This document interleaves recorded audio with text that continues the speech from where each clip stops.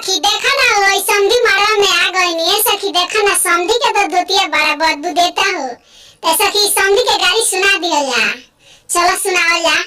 समधी जी आइल बनी रतिया में पेट झरी गइले इनके धोतिया में पानी छुए गइले नहरिया में बोक चटियोलस रहरिया में अरे भैंसा चटियोलस रहरिया में दौड़ल गइले रहरिया में इनके दीदी धरैली रहरिया में इनके दीदी पकड़ैली रहरिया में समधी जी आइल